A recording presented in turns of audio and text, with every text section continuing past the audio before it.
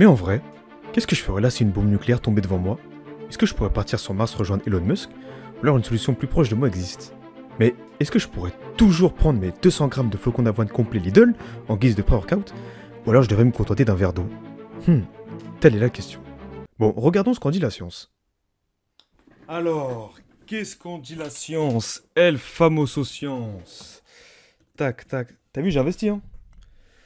Conflit nucléaire. Tac. Une guerre nucléaire entre deux pays suffirait à entraîner une famine mondiale. Bah voilà, voilà, c'est parfait ça.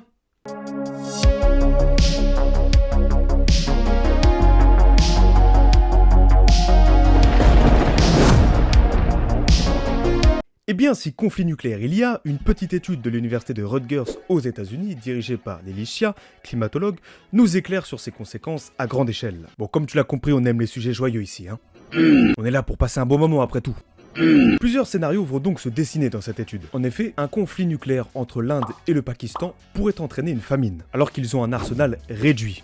Voilà, là ça commence bien déjà là. À cause de la suie et des fumées provoquées par les explosions et les incendies, la température chuterait de plusieurs degrés au moins pendant 10 ans. En vrai là ça nous ferait du bien un peu, rendant les récoltes et la pêche difficiles, entraînant une diminution de 7% de la production de calories, c'est-à-dire la production de culture, et ce qui va causer la mort de 250 millions de personnes. Et c'est vraiment mauvais, nous dit Lilia. En effet oui, merci Lilia pour cette remarque. Tandis qu'un conflit nucléaire entre la Russie et les États-Unis entraînerait une réduction de 90% de la production mondiale de calories. Pertes d'ailleurs qui ne pourront pas être compensées par l'élevage ou la pêche. Il n'est pas trop tard pour être vegan, mon ami. Ah bah non, du coup, vu qu'il n'y aura plus de plantes. Les pays les plus touchés se situeront à une latitude de moyenne à élevée, car ils se refroidiront plus vite que les régions tropicales, comme le Royaume-Uni par exemple. Mais les États-Unis, la Russie, la Chine ou encore l'Amérique du Sud auront du mal à s'en sortir quand même. Le climat se refroidissant donc, et des restrictions alimentaires bien sûr seront mises en place, eh bien cela pourrait entraîner la mort de 5 milliards de personnes. 5 milliards, ce qui fait environ 25% de survivants dans chaque pays.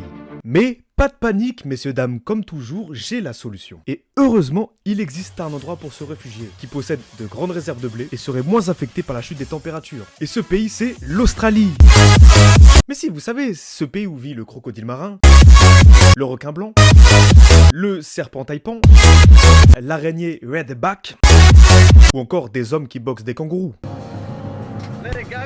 Ouais bon, finalement en vrai on va peut-être mourir sous l'explosion nucléaire, hein. Du coup, c'est la fin de cette petite vidéo, j'espère que mes conseils vous auront aidé et qu'on prendra tous nos billets pour l'Australie très prochainement. Petit message aussi, comme la chaîne est jeune et a besoin de soutien, je déteste mentir, hein, mais n'hésitez pas vraiment à laisser un like et un commentaire, c'est très important, et à partager si vous aimez toujours, hein. Si t'aimes pas, bah pars, tout simplement, tout simplement. Donc voilà, je compte sur vous pour faire ce travail, histoire qu'on atteigne les 100 abonnés avant la fin des vacances. Et nous écoutez, on se dit à très vite pour une nouvelle vidéo joyeuse et dans la bonne humeur comme toujours.